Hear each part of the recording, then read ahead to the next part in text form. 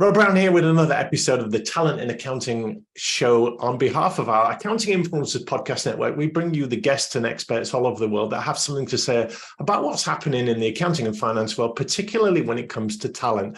And I'm thrilled to have with me today a HR expert, Cat Glenn. Good day to you, Cat. Good morning, Rob. How are you? We're splendid. Lovely to have you with us. Cat, quickly for people that haven't come across you and Wade Macdonald, tell us a bit about your world. So Wade Macdonald, recruitment consultancy in HR and finance, predominantly across the sort of southeast, but dealing across the UK really. And we've been trading now for about 31 years, just celebrated our 31 year this year. So small independent organisation made up of probably, if I add together all the years of experience, about 250 years between us of experience within the recruitment field. My background is financial recruitment for about 25 years. And most recently, last sort of 2 or 3 years, I've been focused on recruitment within HR. So predominantly within the HR sector, really, across a multitude of clients. You and me both have a history in HR. I took a master's in human resource development a while back when I came out of teaching. And it is an interesting world. And one of the big themes back then, Kat, I'm sure it's the same now, is the fight for HR to get at the top table and start to influence strategy and drive change and get the credibility that they deserve. Is that still an issue these days, do you see? It is still an issue, possibly not as much. Right. As in I think in the last 5 years, there's definitely been more conscious effort from companies to understand that HR isn't just simply a support function, but is really crucial to the development of people and therefore the business sort of success really in the future. I think there's still a lot of work to do. We're by no means there. And when you look at, the number of people that are in board level positions within HR, within larger organizations, obviously, they have that representation, but within smaller organizations, there does tend to be this, we want your opinion, but we don't want it too much, so we're happy for you to run things on a day-to-day basis, but what we don't want is for you to tell us how to do things. Yeah, that makes sense. And if you look at the HR function, usually women, very empathetic people, very emotionally intelligent. And if you look at the finance function, very black and white, very binary, same with accounting, it's right or wrong, it's Excel spreadsheets, it's not people, it's task-based people, but you marry both worlds. How does the finance function cope with HR in bringing both of those kinds of people together? I think there has been a development within finance as well. 20 odd years ago, when I started in the industry, I'd never even heard of business partnering. What was that, So I think the fact that actually companies are now from a finance element, looking at people who are more commercial, who are not just generating numbers, but the content behind those numbers, and partnering with people. So you've got to have the communication skill, you've got to be able to influence your managers, you've got to be able to drive that change that means changing, report, present, and all of those things, which I think means that the finance world has developed as well. We've got not just more commercial people, but more personable, people that are having to present themselves and the information.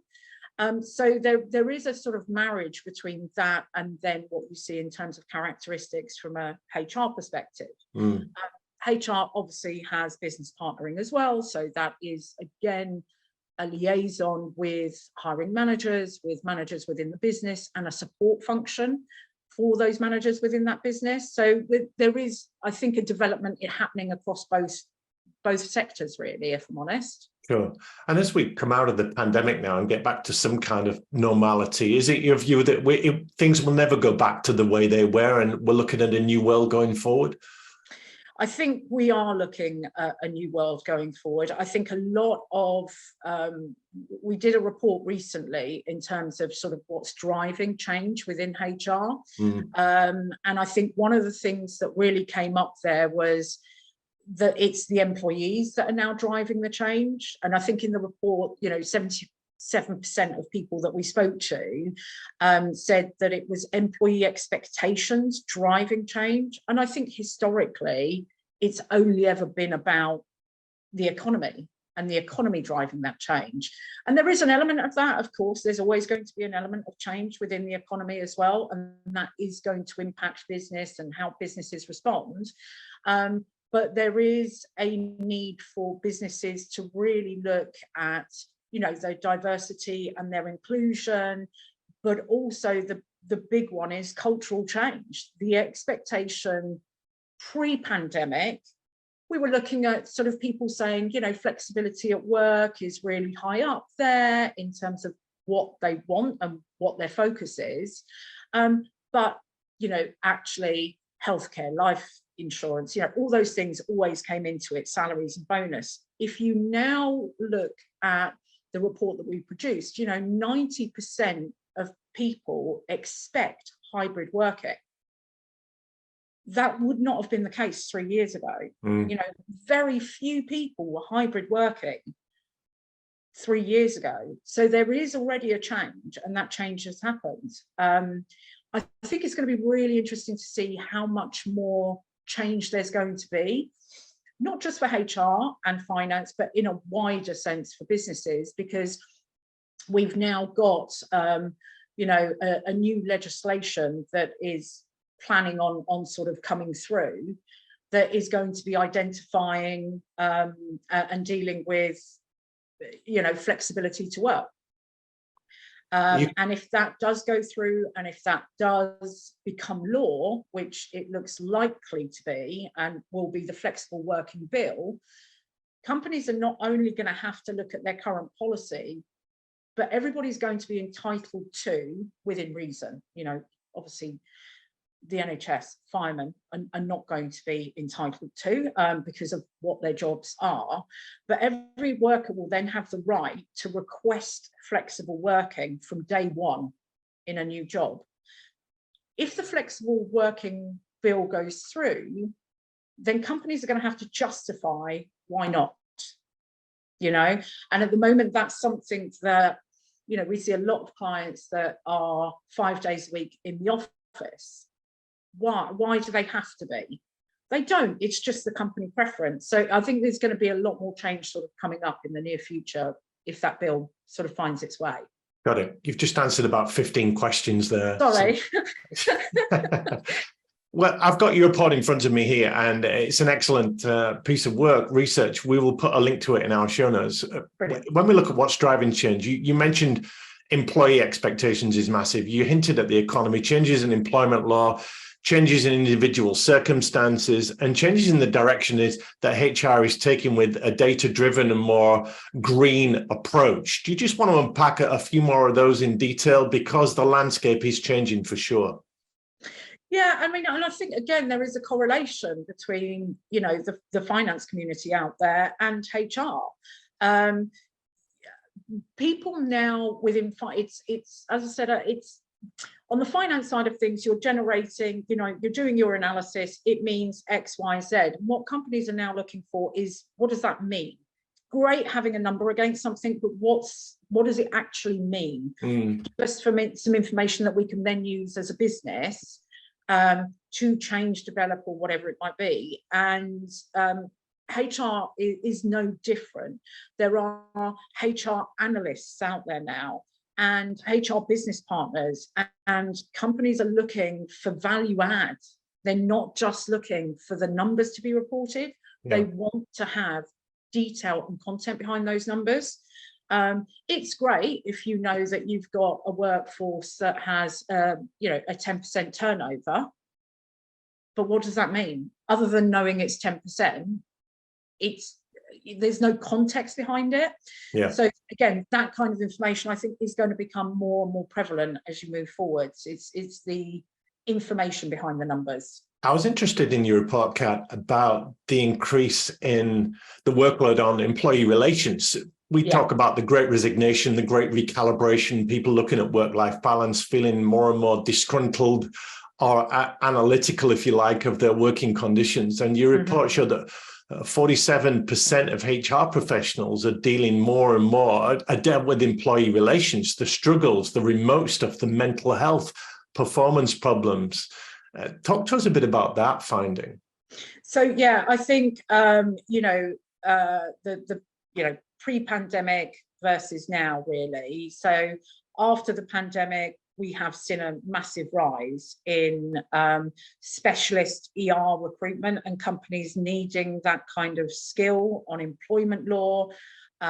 There's been, I think the main ones were diversity and inclusion, mental health, working from home, absences. Yes. The biggest one on that was going to always probably be the working from home, because managing people's expectations, managing how you then deal with that side of things is always going to be an issue. It's going to be an issue moving forwards, and companies are going to struggle, especially, again, referring back to the flexibility working bill. That's going to be a big thing for companies to try and readjust from an ER perspective if they're not allowing it. If, that directive is going to come and filter through HR are going to be the ones communicating this. Well, you've got the working from home thing, but actually on your report, mental well-being and health is at 39%, working from home and management since is 36%. So we are in an era now where mental health is at a premium. You've probably heard, like we have, of mental health first aiders in firms and companies, because you might just break your arm in a fall, but you might have a mental breakdown or an episode or a stress anxiety attack, and you need people on site that can deal with that kind of stuff. Deal with it, recognize it, I think, and deal with it. It's it is about human beings actually understanding other people's behavior. So it is that thing about, there's a fine balance, I think, hybrid working, remote working. Hybrid working, I think, is a thing, and hopefully something that is here to stay. The importance of still being visible in an office, for me, and I know a lot of people will disagree with this, but if you're visible and you're in an office, even 2 or 3 days a week, you are more likely to pick up on someone's behavioural change. If you pick up on that behavioural change, you can then possibly identify why that change is happening. And that could be a number of different reasons, but a lot of them are going to be missed if we're not there and not actually ever interacting as human beings together. Mental health is definitely, the biggest that came out of our report, as you say, at 39%. Courses are available. Are companies pushing for people to be on those courses? Is there enough awareness? Are managers being pushed onto those courses? And I think probably not. I think that courses are available, but they're not being used widely enough. We're coming into an era where I think, unfortunately, post-pandemic, there is going to be bigger mental health challenges, and not just for people like you and I who have been through recessions, we've been through high interest rates, we have a few miles on the clock, Kat, we've got a few miles on the clock. I'm a woman of a certain age, but if you look now at those children that have gone through the pandemic and been studying their GCSEs, their A-levels, or at university, their social interaction skills, that there are so many things that haven't yet come to light that those people and that generation are going to need additional support with. So the mental health, the well-being is really important now, but more importantly, companies have got to get ahead of this, because that next generation coming through is really going to need it. One of the quotes from your research, it says, our research during the pandemic found that mental health issues are rising at about 48% as a main cause of grievances, mental health well-being.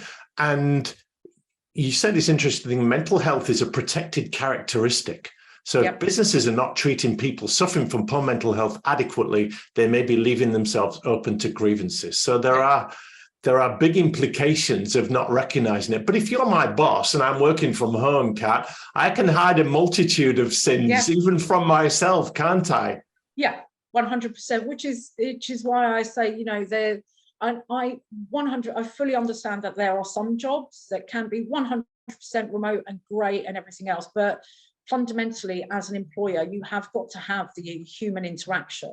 You know, it's fundamental to asking your people what they're doing, how they're doing.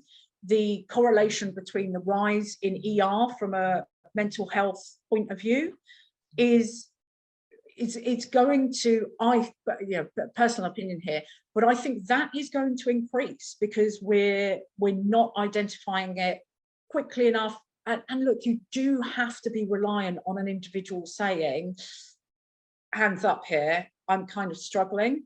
And that comes from the leaders sometimes, doesn't it? Modeling that vulnerability and saying, I'm not coping. We here at accounting and finance people, we know they work really hard.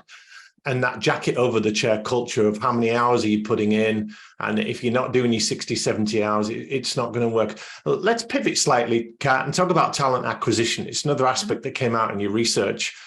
We know that people are coming out of accounting and finance and looking at other things, certainly out of private practice. Less and less people are taking accounting and finance degrees. And when we look at recruitment and how companies recruit for HR staff, for finance and accounting staff, what are we seeing there? So, yeah, I mean, there's a roller coaster on the recruitment cycle, but, you know, that's just life with recruitment. You know, it always has its ups and downs. It's interesting. So from a talent acquisition point of view, what was happening last year was that companies last year were really confident and expanding and bringing people in. And we, as an organization, we were busy last year, both from a HR and a finance perspective. With me in HR last year, I honestly felt that all I seemed to do was speak to talent acquisition people. That is, you know, people that are going to sit internally in a business and do recruitment for that business. So kind of doing me out of a job, but, you know, never mind. But there was a mass increase in companies sourcing and hiring talent acquisition. And the numbers were crazy. They were throwing money at talent acquisition people and people were just going for it. Fast forward 9, 10 months, companies a little bit more unsure. Companies thinking, oh, actually, we're not really growing at the rate we thought we were. Maybe we are going to hit a recession. We've not really got the funds now to expand in the way we thought we were going to. What do? We get rid of our talent acquisition because we're not hiring. Okay. So there is, from a talent acquisition recruitment perspective, there is a danger there, you know, for companies. And yeah, of course, I'm trying to save my job. But you know, I still like doing recruitment. But the reality is there's got to be a fine balance between what companies are doing to individuals within talent acquisition who are exceptionally good and then just bouncing them off when businesses aren't doing as well. From a recruitment standpoint, when you look at finance and HR as a total, it's been really interesting. So in HR this year, I think I've dealt with definitely a few more sort of head of HR type roles, and also learning and development seems to have crept in a bit more this year, which is a really good sign, because if people are recruiting learning and development, it means that they're investing in their current workforce. Sure. So it's good to sort of see that coming back. On the finance sort of arena, the challenges have been, again, we've had a good year this year in senior and qualified recruitment. We're just now starting to see those transactional teams building again, and that part qualified, newly qualified market coming to the fore again as well. So there's been a lull, I think, over a few months of this year, certainly the first quarter, but now hopefully heading. Who are the guardians of recruitment, say in an accounting practice or a business? Because I I see employer brand as a more and more important facet of recruitment. Yeah. And that's the marketing department, what our website looks like, what the About Us page looks like, how we can convey what working with us is actually like. That's usually a marketing function, but putting the vacancies on there and doing the hiring and retention and all of that stuff, that's the HR function. So is there any problems in ownership, or is it quite straightforward in your eyes, Kat? No, I mean, there are definitely issues because with some organisations, what you will have is within that HR function sits talent acquisition. Right. You know, Yeah. in a really big, like I deal with one major client who has a whole team of talent acquisition people that then would report right into sort of VP of HR or CPO. But traditionally what you'll have is some sort of recruitment or talent acquisition person or people sitting within a HR function, because they're not only doing the advertising, they're not only doing the sifting of the CVs, they're then doing the contracts, they're then making sure that, you know, the applicant tracking systems that the company use internally has got the right information, contract and everything else.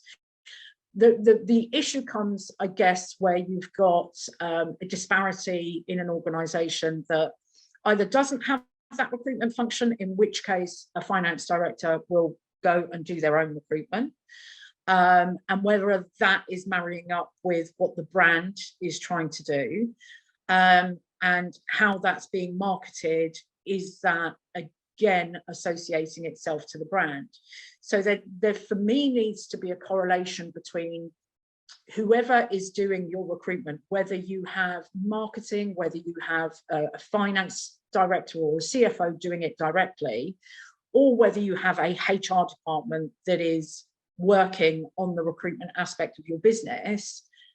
The one communication point should be marketing, because marketing has got to work in correlation so that your brand is not being impacted.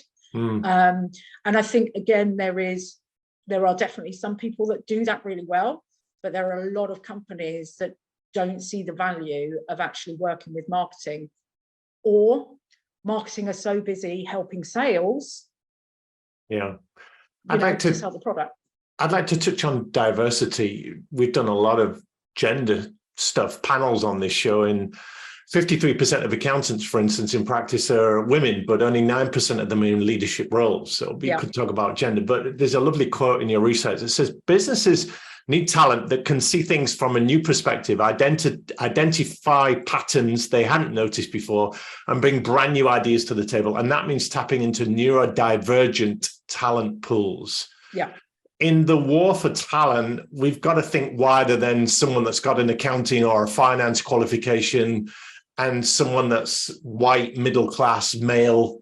I'm stereotyping, but you get the idea, Kat. Yeah. No, absolutely. And I think, you know, it's difficult, isn't it? Because I think historically diversity and inclusion, you know, we've all known about it. It's been around for years. It's been law for, you know, donkey's years, you know, the race, the religion and all those kinds of things. But times have changed. It's not just those things anymore.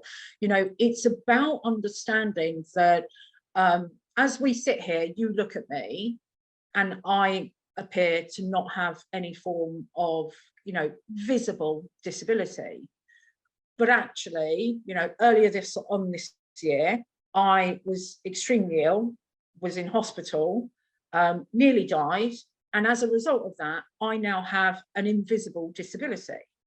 I walk into a room, no one's going to know that, you know, but I have to be very clear on where that disability is and what needs I have.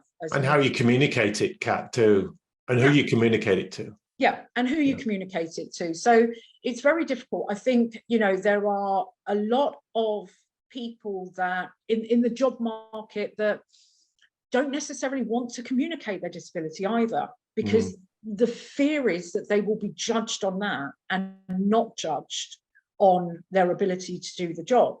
So, you know, the race, religion, again, all of those things, but, you know, debilitating pain, you know, hearing or vision, autism, cognitive dysfunction, dyslexia. These are the things that we've always as a nation, we've always hidden away and kind of pushed to the background. Those things now are protected, and they need to be forming our workforce. They need to be part of our workforce. Just kind of going back, it's a diverse workforce, and I deal a lot with clients that say, I want them to have this sector background. Okay, so forget D&I, I want them to have this sector. Why? Why is it relevant? If you're going to pinpoint a sector, you're not looking at somebody who's looking at your department completely differently, because they're not transferring from sector to, and bouncing around the same sectors. You're all operating within a, being generalist, but in the vague sort of kind of way. So construction is construction. But why would that exclude somebody from an IT background coming into construction and giving you different ideas? Yeah. So it's as much about diversity and inclusion of visible and non-visible issues as it is about opening our eyes to people that can offer different things because of where they're coming from, where their background is, who they are, how they've grown up, all of that kind of thing. Yeah. There is more in your report on learning and development and cultural change, sustainability. There's a lot going on. But in conclusion, Kat, the HR function in accounting, finance, firms, industry, wherever they are, we know that change is here. We know that change is coming. What gives you hope and excitement for the HR function going forward and the whole talent and recruitment space? I think the fact that HR has evolved, it has changed. And I think that's true of finance as well. Again, going back, finance business partners, who knew that? You now see commercial finance managers, that didn't exist, So I think both of the industries are actually changing in terms of their approach to things. I think with HR, and again, in the finance realm as well, there is now more opportunity to specialize. 15 years ago, did we have learning and development? Did we really have, proper people in businesses looking at diversity? Probably not. We probably had a policy that said we are diverse and inclusive, but there wasn't really somebody looking after that for the business. So I think there's definitely more areas there for people to be able to specialize, which is going to see a whole raft of new opportunities for the people that are now coming through into that line of work. I do think there has been some improvement in terms of learning, development, training. But again, when we go back to the report, I think 44% of HR professionals that we looked at had no form of training in the last 3 years. So, there's some good, there's some still we've got to do, and there's some still, companies have got to recognise where the gaps are and where the improvements need to be made. But there's also some really great and exciting stuff coming up, I think. Yeah. So the school report is done well, could do a little bit better, lots more to come. Yeah, absolutely. 100%. Kat Glenn, thanks for joining us today. That's been wonderful. Oh, brilliant. Thanks, Rob.